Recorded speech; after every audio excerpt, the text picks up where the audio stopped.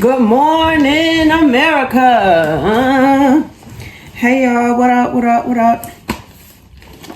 So,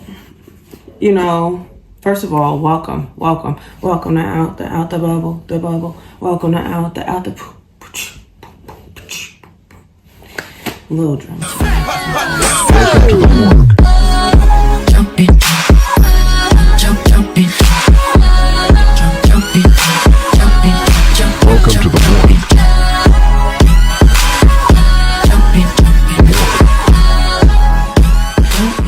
I thought while I wait on my client, for those of you who don't know, I'm a hairstylist. Yeah.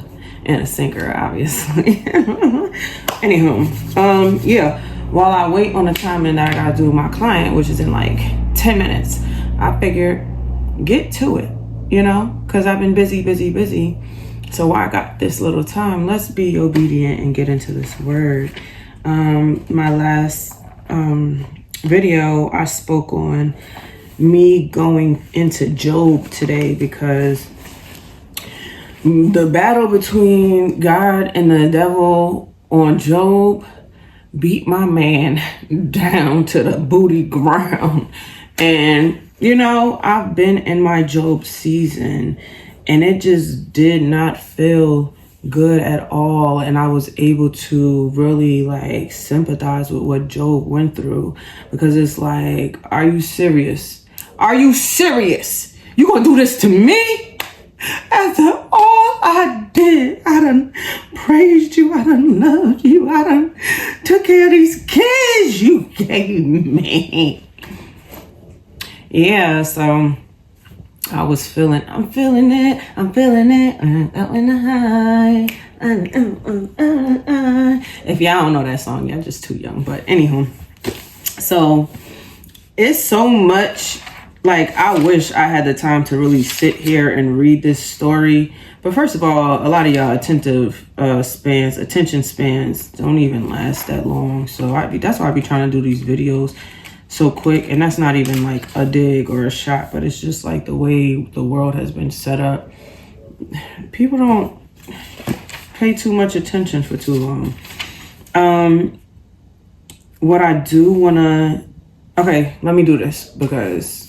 For those of you who don't know the story of Job, and so Job is a very faithful servant to God, and he had all he needed: his animals, food, kids, great life, happy man. And then one day, I guess the devil came to God, and God well, where you been? And the devil I've been out here in these streets, roaming these streets. Where you think I've been? So he I don't remember exactly how they got on the fact of, basically I think God was well, you could test any one of mine, and I guarantee you can't have, not anyone. He specifically was well, I got one for you. I know you can't have, basically. And he was Job. So, let me see. Okay, I'm gonna read this. It says, this is Job 2:3. Then the Lord said to Satan, have you considered my servant Job? There is no one on earth like him. He is blameless and upright, a man who fears God and shuns evil, and he still maintains his integrity.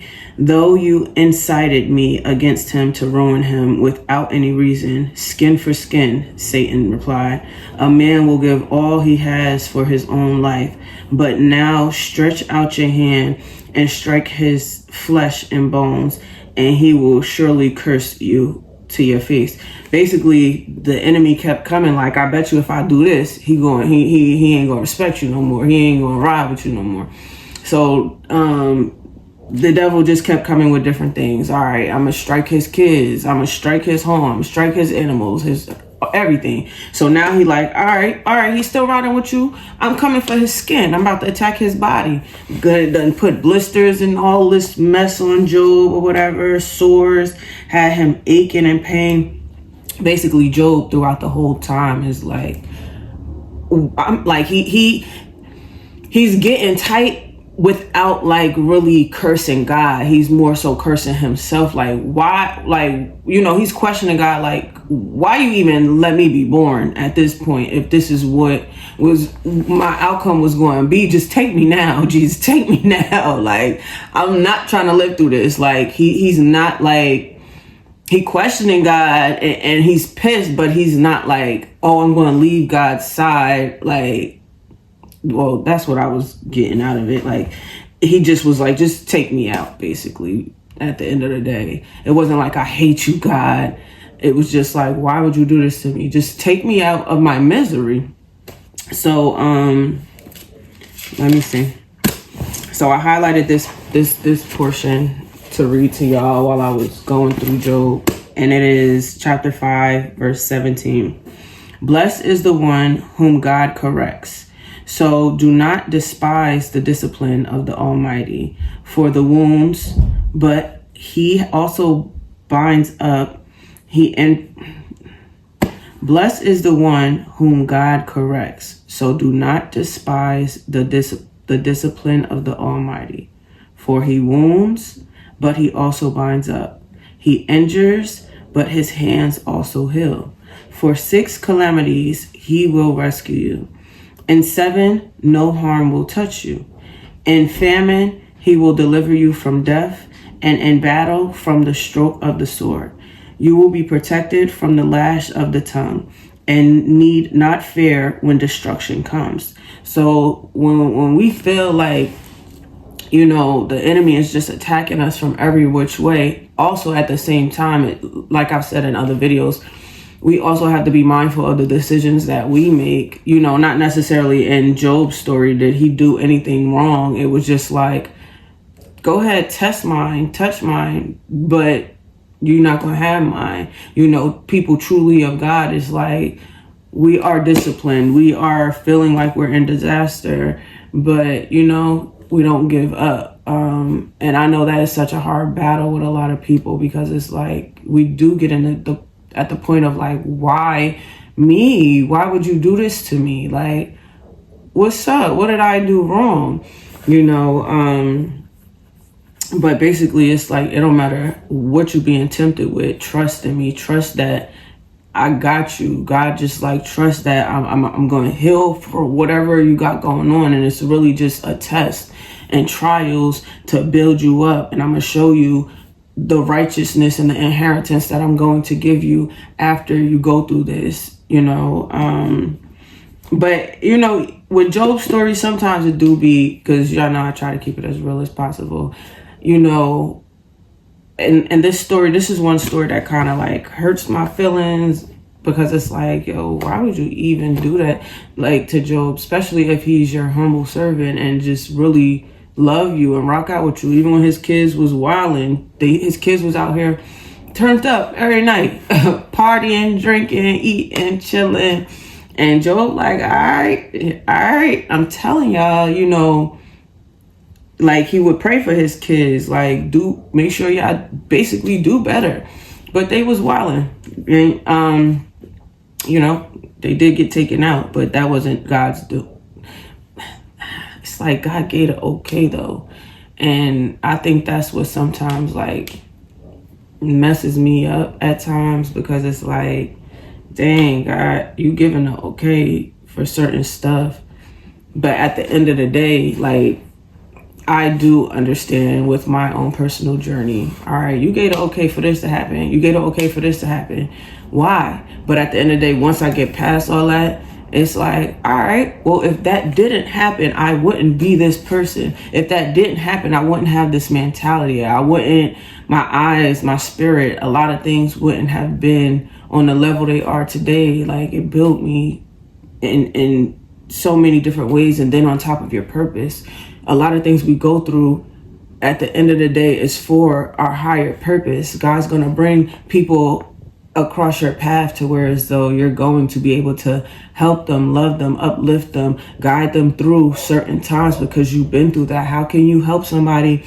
How can you truly understand what somebody is going through when they come to you if you have no idea how that feels, if you have no idea of what that's like? So that's my belief in why God do be putting us through certain things, for the purpose of being able to love somebody else through it, help somebody else through it, and build us at the same time. Okay, and with that being said, I'm gonna go to Hebrews. At the end of the day, Job got everything back. You know, God came through, gave him everything back. I want to go into Hebrews because I was speaking about this yesterday with my ministry family in Bible study or prayer. It was prayer. And what is it? Hebrews. I think this is 12. Hebrews 12:4. God disciplines his children. It says, in your struggle against sin, you have not yet resisted to the point of shedding your blood. Basically saying, I didn't shed blood. Yeah, you went through this, but you ain't dead, and I didn't. You don't got you out here bleeding to death. And have you completely forgotten this word of encouragement that addresses you as a father addresses his son? It says, my son, do not make light of the Lord's discipline, and do not lose heart when he rebukes you, because the Lord disciplines the ones he loves, and he chastens everyone he accepts as his son. Endure hardship as discipline. God is treating you as his children. For what children are not disciplined by their father? Period. You got a parent or some type of adult that cares about you, or someone that cares about you.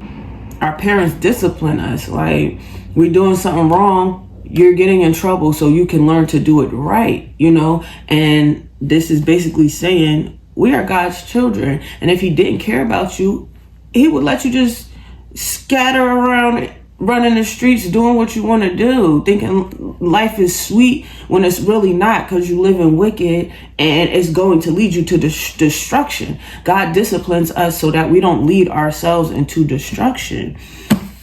So it says, if you are not disciplined and everyone undergoes discipline, then you are not legitimate, not true sons and daughters at all. Moreover, we have all had human fathers who discipline us, and we respected them for it. How much more should we submit to the Father of spirits and live? They discipline us for a little while as they thought best, but God disciplines us for our good, in order that we may share in his holiness. No discipline seems pleasant at the time, but painful. Later on, however, it produces a harvest of righteousness and peace for those who have been trained by it. Therefore, strengthen your feeble arms and weak knees. Make level paths for your feet, so that the lame may not be disabled, but rather healed. So it's like, toughen up. And that's so harsh to say, but it's like, at the end of the day, that's what it is. We got to toughen up. That's what all that discipline is for, to toughen us up, because the world ain't easy, and the world is really messed up, and it's more corrupt than anything. So God be trying to like knock some sense into us to know how to handle ourselves out there spiritually, mentally, emotionally, be balanced enough. Like, you messing up, get it together. So yeah, y'all, I love y'all. God's wrath and discipline is not to harm you. It's to sharpen you and shaping you up for what he has in store for you, and to give you more life, to give you longevity, to give you peace of mind at the end of the day once you come through that, because it's like, now you doing better. You know, you ain't know better, so you was messing up. or you know better and you still messing up. Now I'm about to keep showing you, so I'm about to keep disciplining you until you get it right. So get it right. And then when you get it right, it's like, oh, okay, this is much better. This ain't so bad, you know? So love y'all. Y'all know what to do. Like, share, subscribe. Like, share, subscribe. Like, share, subscribe, subscribe. Like, share, subscribe. Deuces.